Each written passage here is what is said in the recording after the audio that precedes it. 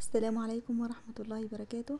اللهم صل وسلم وبارك على سيدنا محمد عليه أفضل الصلاة والسلام. هنبدأ كده مع بعض يوم جميل وروتين بسيط جدا. هنعمل الصينية الحلوة دي، يعني دي من أفكار كده العيد. وكمان هنبدأ كده بفطار بسيط خالص، وكنت عاملة رز بلبن من بدري، والعيش ده أنا اللي عاملاه، كان عندي من قبلها بيوم. وده عصير بطيخ، هقول لكم هنعمل بيه ايه دلوقتي. عملت كده بيض سريعا وده قطع جبنة مثلثات، حاجة بسيطة كده للولاد بسرعة. وطبعا كوباية المية، ما ننساش نشرب مية. عصير البطيخ ده بقى، كانت البطيخة مش مسكرة قوي، فانا قلت لازم نعمل منها حاجة، يعني مش هنرميه، يعني اي حاجة كده نستغلها نعمل بها حاجة تانية او وصفة تانية. جبت علبة زبادي وعصرت البطيخ وصفيته. هنعمل ايس كريم البطيخ كده سريعا. علبة زبادي مع عصير البطيخ، مش هضيف سكر ولا كريمة ولا اي حاجة. حابة تعمليه بالكريمة اعمليه، بس انا عايزاها وصفة تكون صحية. ممكن تضيفي عسل او سكر، يعني حسب راحتك، يعني انا زي ما قلت لكم عايزاها الوصفة تكون صحية. هقلب كل المكونات مع بعضها وادخلها بقى الفريزر، بس ما تسيبهاش كتير لحد ما تمسك في بعضها كده وتبدأي تاكلي منها او الاطفال ياكلوا منها عادي.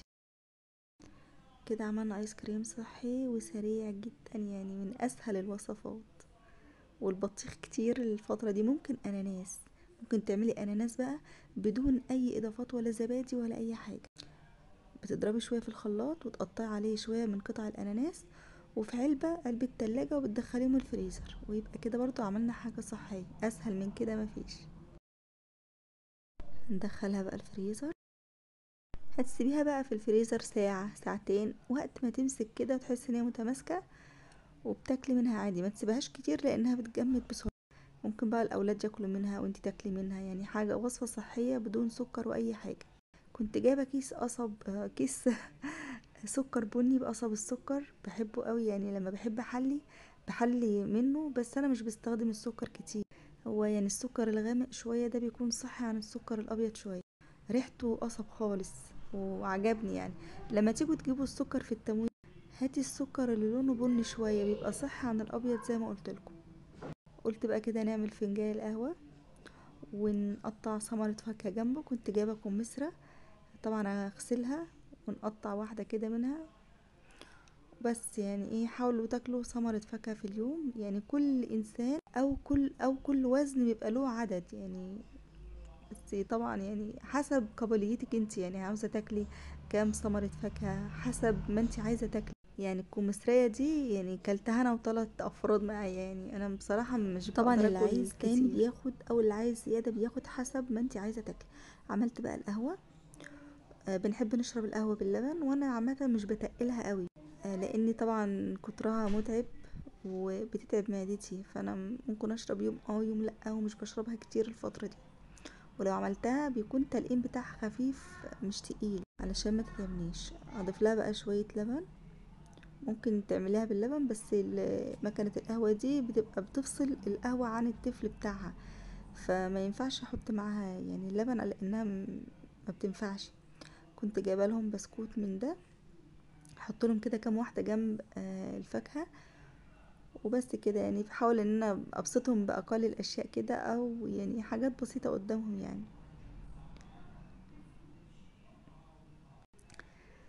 بصوا، انا لما بحب اخرج اروح مشوار، بحب اخرج الصبح يعني، او هشتري طلبات. تعالوا بقى معايا جوله كده في محل صيني. يعني المحل ده محل صيني في الدوله اللي انا فيها، يعني فيه كل حاجه. هسيبكم بقى، يعني ايه، تعالوا بقى معايا واتفرجوا على الحاجة. في ادوات المطبخ، في هدوم، عندهم كل حاجة. فانا كنت بجهز يعني حاجات قبل ما سريعة، وطبعا بشوف الحاجة اللي انا محتاجاها، او لو هجيب مثلا هدايا بسيطة لاي حد، او هشتري حاجة لنفسي او لاولادي.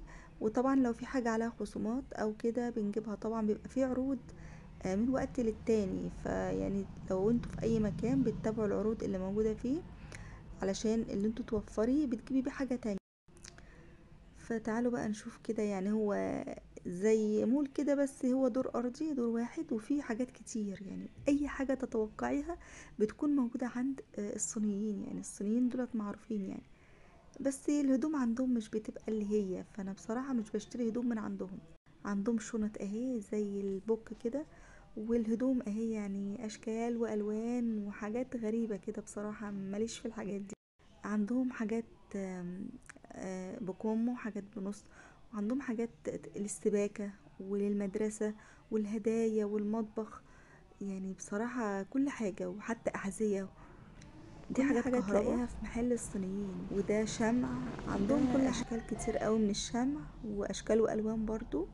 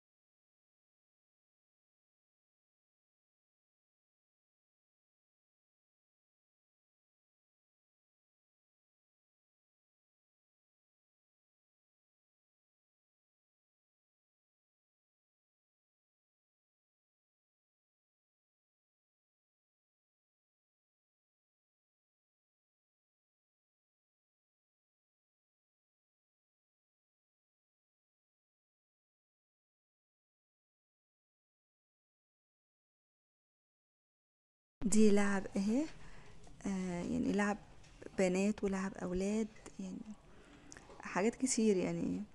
وهنا بقى قوالب الكب كيك، والقوالب اللي هي كبيرة شوية بتاعت القلاية الهوائية، وفي اطباق اللي هي الحرارية، وفي اكياس تلاجة. بجيب من عندهم اكياس التلاجة حلوة قوي بصراحة، اللي هي بيبقى لها مساك، واللي انا كنت جايباها مرة وريتها لكم. والقوالب الحرارية دي اشكال والوان، جبت من عندهم وعملت فيها كيكة. وده هوت يعني اشكال والوان بقى يعني. والرول ستريتش، ودي اكياس، وكل حاجة بصراحة موجودة عندهم يعني. ورق فويل وورق ستريتش وورق زبدة بتاع الفرن، في كل حاجة عندهم. بجيب الحاجات دي من عندهم، واكياس التلاجة. الحاجات دي عندهم المقاشات والجاروف والحاجات دي. الله.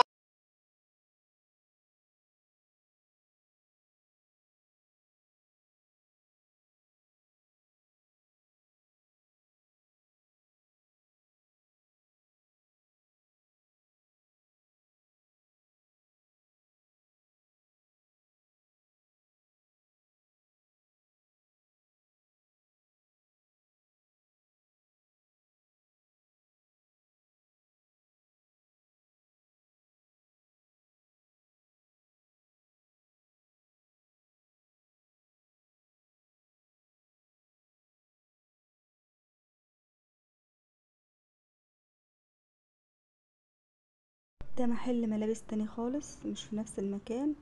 ده جبت لبنتي منه طقم، يعني في لبس حلو وشكله حلو، وفي لبس مش اللي هو يعني.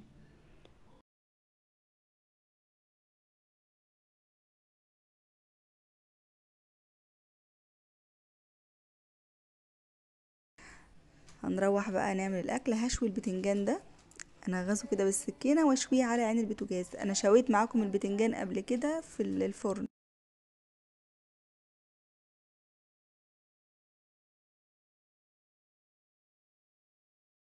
هعمل رز اصفر بالكركم والكاري. بشوح الرز كده واحط عليه ميه سخنه، او ساعات بعمله زي المسلوق. وكان عندي من قبلها بيوم رز اصفر برضو، بس بسمتي بالبسله. طلعت بقى اللحمه اللي انا كنت متبلاها معاكم في التفريزات، وقلت لكم هشويها كده زي الكباب.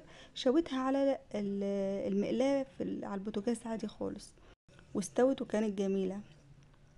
بحط كده يعني ايه حوالي معلقه كده صغيره من الزيت في الطاسه، وببدا ان انا انزل بقطع اللحمه اللي احنا زي المشويه كده، بس بعد ما الطاسه بتكون سخنه. وطبعا الكفتة اللي انا كنت عاملاها معاكم اهي برضو كانت جميلة جدا.